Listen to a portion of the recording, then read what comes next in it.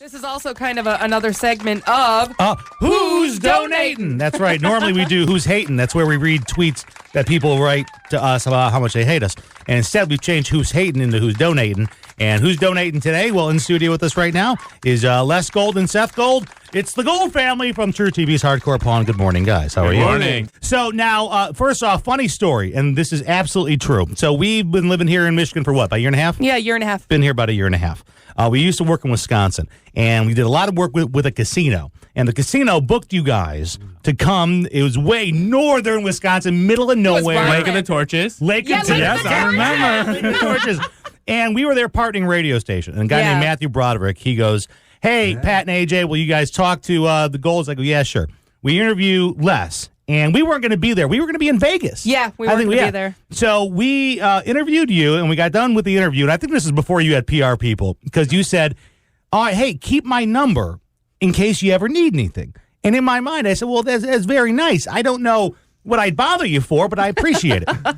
I've had that number in my phone for 4 years. 4 years, yeah. Right? And I've won bar bets with it and stuff. And then Friday, I'm cruising through TMZ, the app, and I see Hardcore Pawn Guys, Flint Water Drive. And I said, I just found a reason to use that number. That's so funny because when you texted me, I'm going, who the heck is this? I know. Pat Clark, yeah. I remember, I had to open it with, all right, dude, I trust me. Super random. Right. Super random. I was in Wisconsin. Yeah, it was a great thing. No sense at all. But we thank you guys so much for showing up and for doing what you're doing. We did this thing, this video at the store. Yeah. TMZ picked it up. The next thing you know, TMZ's got us on the show. Yada, yada, yada. Here we are. Here we are, raising water. Here we are, raising water. And actually, people are also bringing in money. Really? So we're going to match whatever dollars people bring in. We're going to match them. That's great. Let's talk a little bit about that, though. It's so crazy because people that come in to our store sometimes are looking for money, right? Yeah. So they'll get money, go to the vending machine, grab a bottle of water, and then set it in our big Get out of here. So it's really, really amazing what's going on. I was going to say, because normally you're going to a pawn shop to at minimum, buy something on, for a good deal, or you're going to sell something to get some cash for a various reason. It's not usually a place you would associate with, hey, by the way, I know you want money, but give me some money for charity. I've seen people on your show, and a lot of them don't look like they'd be the first to give back. So You'd be surprised. That's great to hear. It really is nice, and it's awesome to see that fellow Michiganders. I mean, 45 minutes, and you're here. Yeah. And it's not some crazy far place. No. And, it's just amazing what's going on. I mean, we were talking about this a little bit, off the air before you guys came on.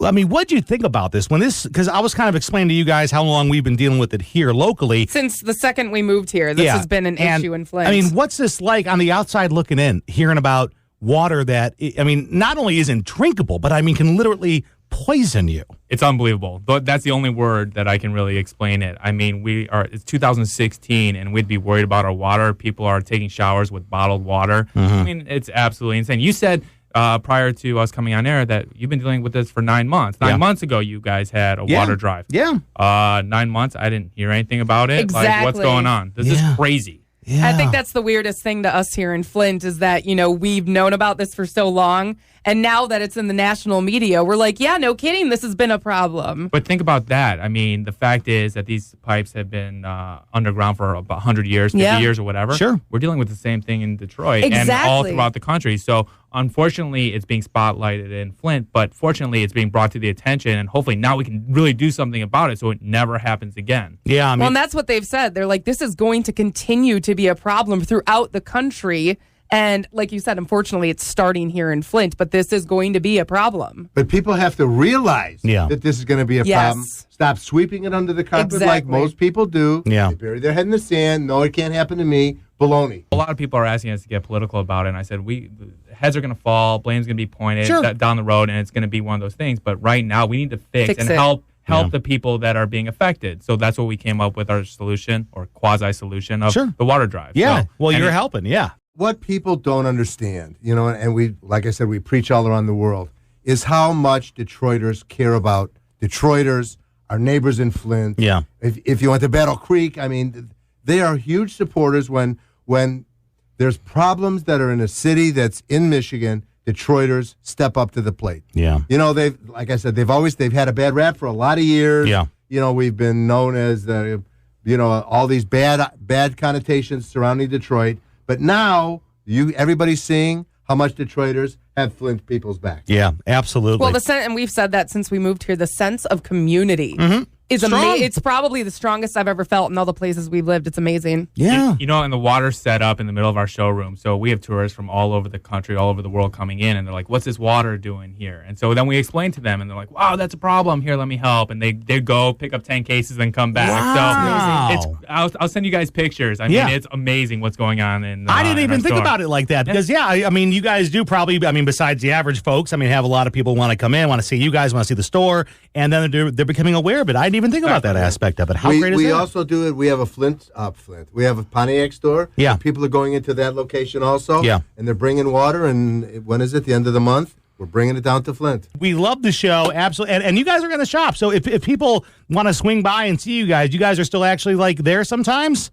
Sometimes, all the time. We're going to be there in probably 45 minutes from now. Okay, all right, because sometimes I ain't naming names, but sometimes people get big and famous, and then they stop coming into their 9-to-5s, and You know what's funny? People say that all the time because we're working the counter, and people are like, "I'm so surprised to see you here." It's like, wait, where else would I be? We film this show here. We're not filming today, but this is what we do for a living. This is how I support my family, and so people often find it surprising.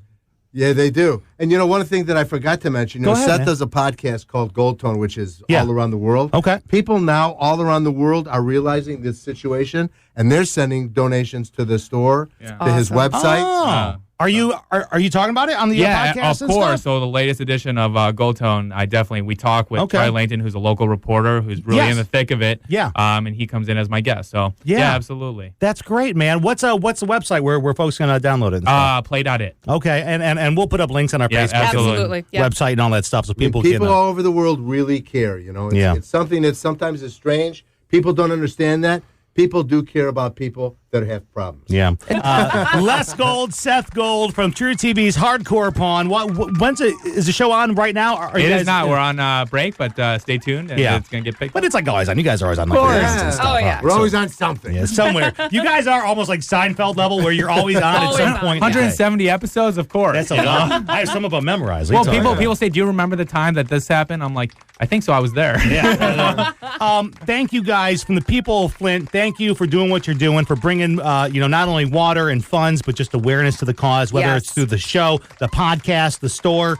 It means a lot to us. It means a lot. And, Detroit's got their own problems. So for you guys to step up and help, you got our really back, we got your back, right? Here's an offer, too. If you guys ever want to be pawnbrokers for the day, come down to the shop. We'll give you a tour of the full night. Yeah. There you go. You'd love it. You and I know you would love it. I'm going to take you up. I'll let you wear my loop. There you go. We're going. It's happening. All right. Thank you so much, guys, for coming in. Good morning. Thank you. There's more of Pat